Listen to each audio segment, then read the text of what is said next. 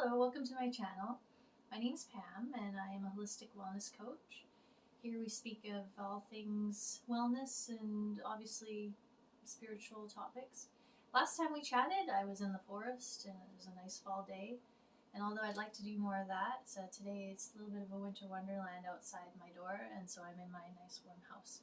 But I will take you out again one of these days because, on a nice winter walk. But today, we're going to talk a little bit about identity and how we form our identity as as humans, and how some of that might be not serving us so well, and what some alternatives might be. Last time we were chatting about presence and being, and it all kind of ties in, and you'll see eventually how it connects. But yeah, today I wanted to devote a little bit of time to chatting about that because it's something I have been thinking about myself.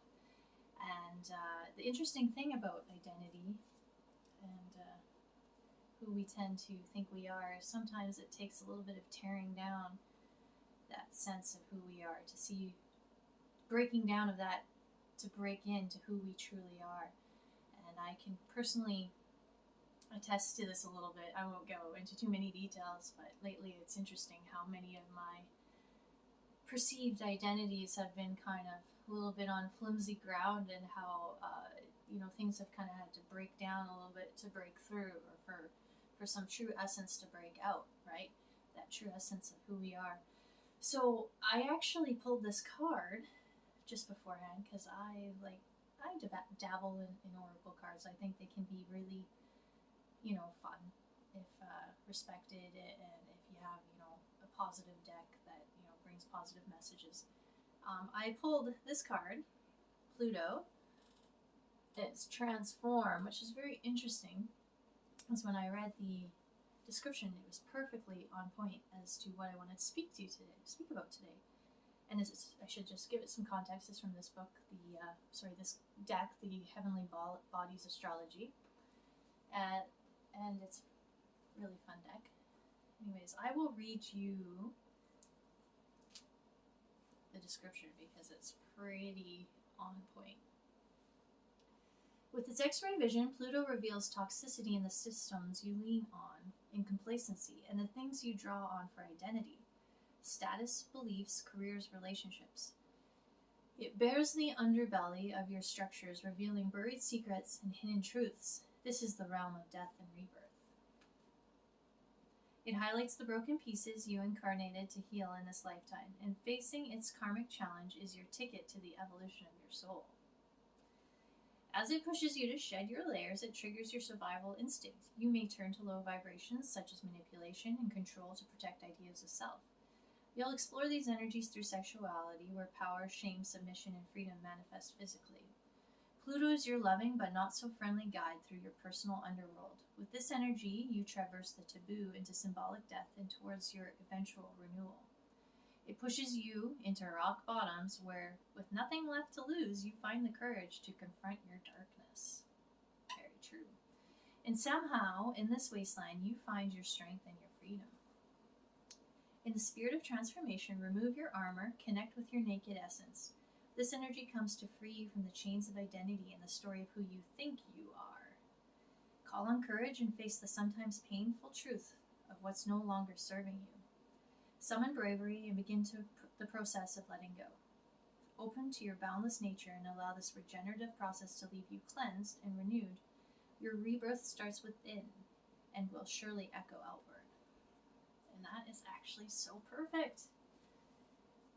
Because how do we, as humans, often define ourselves? It's often by our role in life, or our job in life, or our physical appearance, or our level of intelligence. All these things, and the list goes on, by the way. It's a myriad of lists. It's very complex of how we, decide who we are in this world and our worth, and yada, yada, yada. And it's really interesting because none of these ways of describing who we are can really get to the boundless essence of who you really are within. And you find that people that really identify themselves in a certain way Like when that thing changes, where are they left? They cannot, they don't know who they are anymore. Like for example, somebody who really defines themselves based on their career. Once that career changes or goes, and they can no longer do their job anymore, and they don't know who they are, or people who really forge their sense of self based on how they look physically.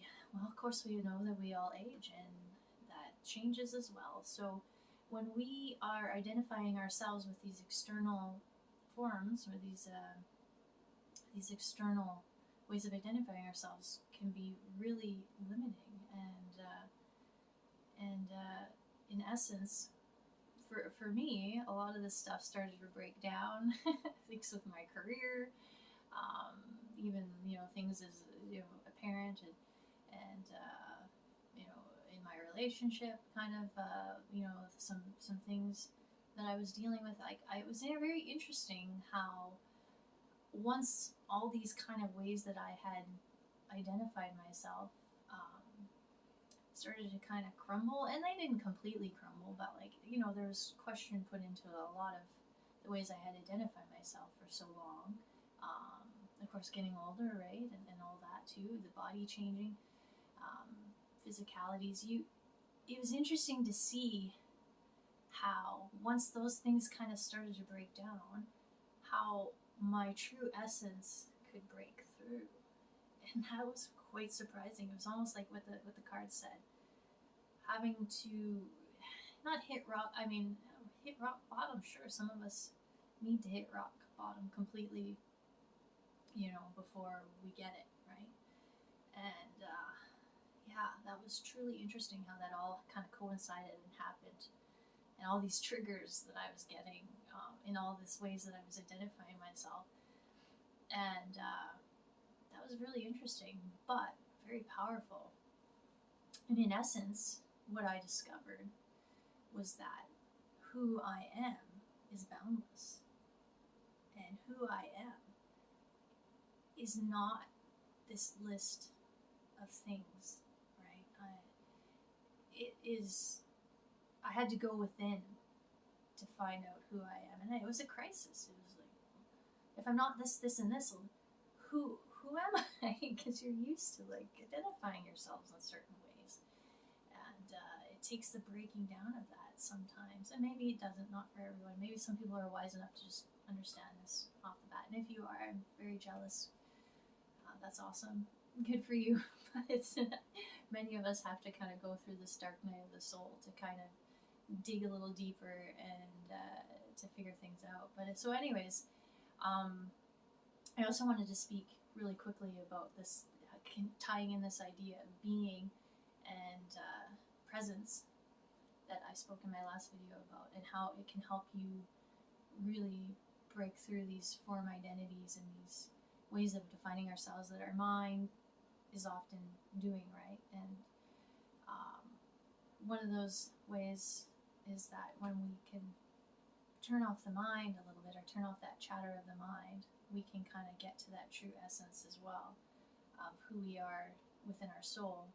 And for example, I remember Eckhart Tolle talking about this, how a child, not a child, an infant who really hasn't started to form all these thoughts and things yet. They're still developing that mind, how a child looks at someone.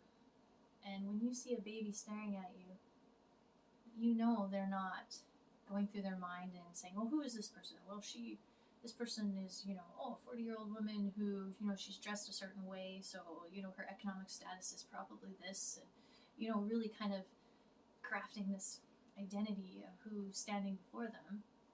They're looking at you, they're seeing your being, they're seeing your soul, because they haven't been corrupted yet by the mind.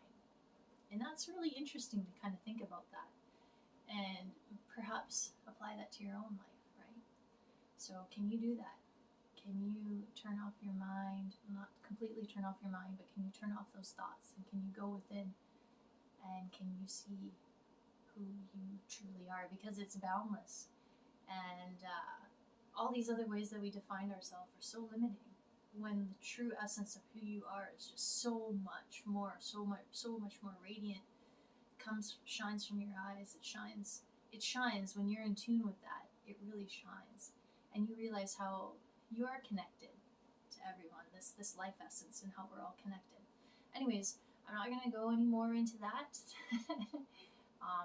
I challenge you to maybe take a look at some of the ways that you're defining yourself, and maybe look at how some of those ways might be limiting, and perhaps take a moment to sit in presence and practice being and going within, and maybe turning off that chatter in the mind to kind of really get to that true essence of who you are, because it's, like I said, it knows no limits really. Anyways, for what it's worth, thanks for joining me, and yeah, see you next time. Okay.